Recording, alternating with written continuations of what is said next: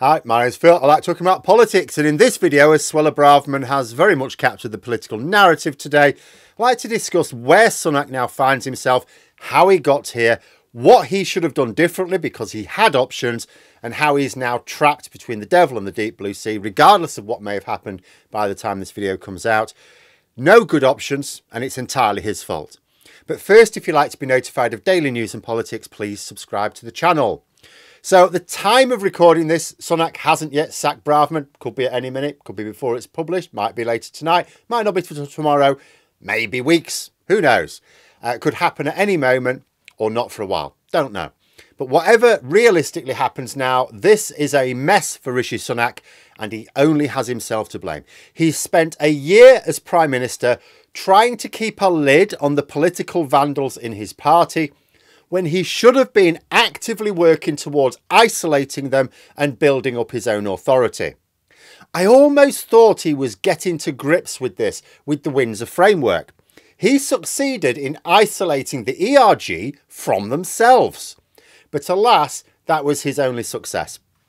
He had opportunities to present himself as a strong leader, but he failed to take them almost every single time. He showed weakness in dealing with Gavin Williamson, Nadim Zahawi, Dominic Raab. Yes, they all went in the end, but he lost the opportunity to show decisive, convincing leadership.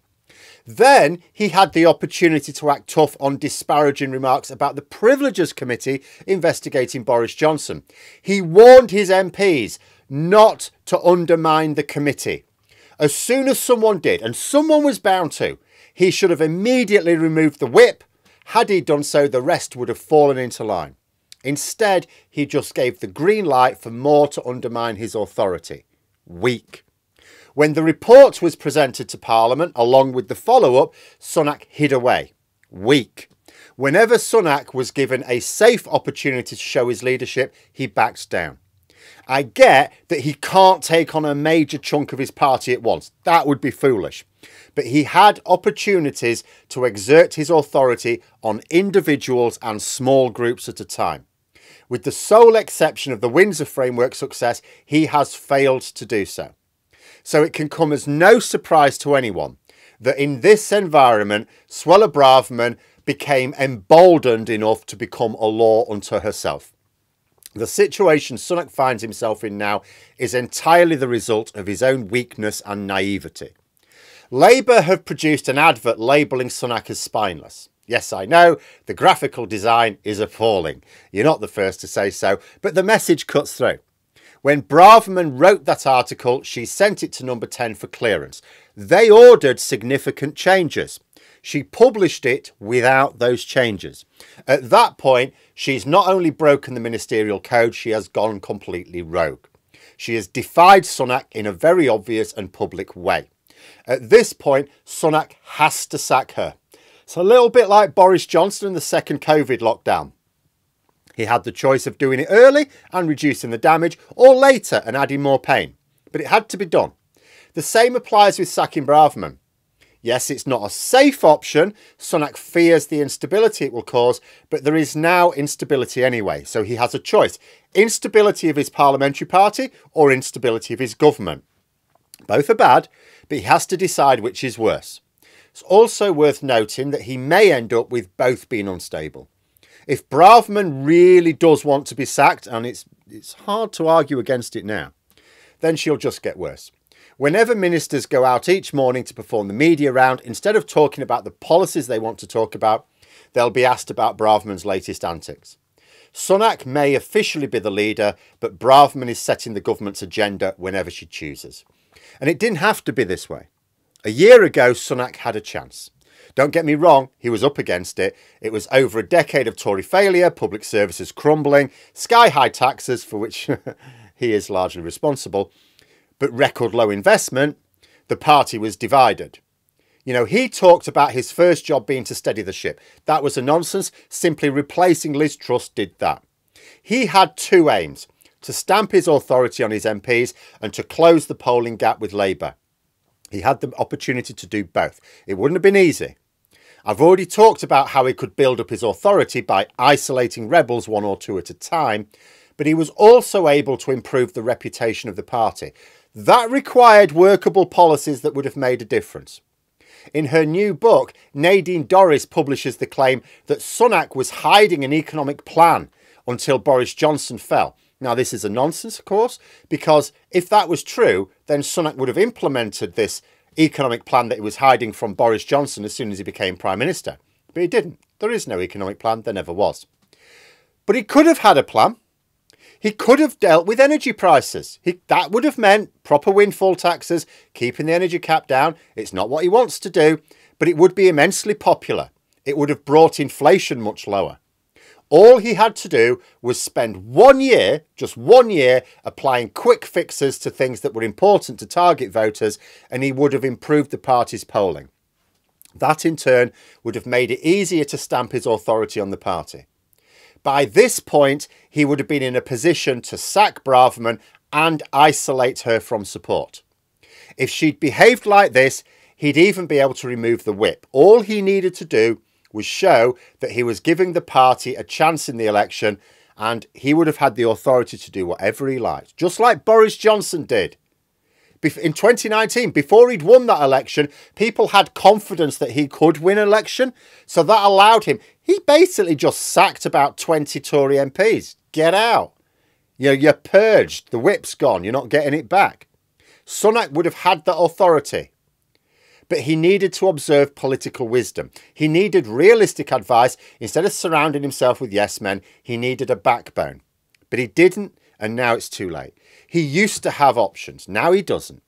He's squandered the time given to him. Now, he can sack Braverman today. Indeed, by the time the video comes out, maybe he has done. He can sack her and at least take the sting out of Labour's attacks. It will mean risking a rebellion within his party, but I would argue that's easier to deal with than an open wound for Labour to poke at. Mind you, it takes guts to calm a warring parliamentary party down. Sunak's lack of guts is why he finds himself in this position. If he sticks with Braverman, he just loses the chance to look like a decisive leader again. But he'll still have to get rid of her at some point. Her position is completely untenable. Sunak's government will never get to control the policy debates in the news while she is in cabinet. She has to go. It's just a case of how much damage she has to cause before Sunak finally realises it. It may be that that has now happened. If he tries to keep her beyond the next 24 hours, I suppose I could put this down to his privileged background again. A life of never learning the need to make the right decisions because wealth and privilege has provided safety nets from any failure, large or small. Internally, according to reports, Sunak finds himself in a little bit of a trap. It would appear that there are a lot of Tory MPs absolutely fuming about Braverman and demanding she be sacked. I don't know how many or how demanding they are. On the other, if Sunak sacks her, he risks her mobilising enough MPs to provide enough confidence letters to make the prospect of a confidence vote realistic. At least I assume that's the danger. I can think of no other reason for Sunak to be worried about sacking her. She's not helping the party in any way. She was supposed to help win the gammon vote. She has not. The problem is that because Sunak is very clearly at odds with Braverman, even if some of those voters are willing to support Braverman's rhetoric, they'll still mostly vote Reform UK because they are more unambiguous about their positions. So there can be no reason for dithering other than the fear of destabilising the parliamentary party. But if Braverman is intent on doing that anyway, the best thing Sunak can do is sack her now and then privately tell her if she so much as puts a toe out of line on the backbenchers, including in her resignation letter, he'll remove the party whip. If her supporters threaten to put in a confidence letters as a result of that, he can say, well, then I'll just call an election now rather than limp towards certain defeat. And Braverman will not be a candidate for that election, which means she cannot stand for the leadership after it. Show some gumption and he'd get a lot more respect.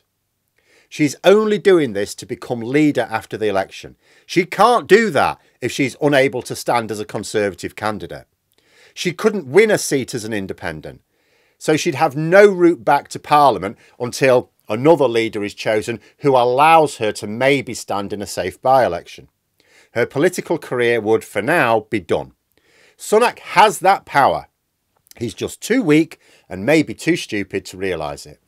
That being said, this would have been much easier if he'd stood up to the crease a year ago and acted like a leader.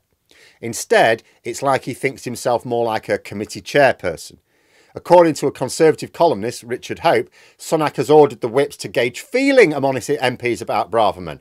So basically he's asking his MPs, what should I do? That's leadership, is it? Essentially trying to work out which is the least damaging option for him to take. Weak. Like I said, Sunak only has himself to blame. He became leader with, yes, a deck stacked against him. Yes, sure. But he had options. He didn't take them. This is the result. It should be a lesson for political parties to choose their leaders more carefully. It won't be, of course. People are very bad at learning the lessons of history, politicians more so than most. But there we are. Those are my thoughts. Let me know yours in the comments below. Hope you found the video interesting. If you did, please click the like button. And if you'd like to support the channel further, the join button for memberships. And until next time, I'll see you later.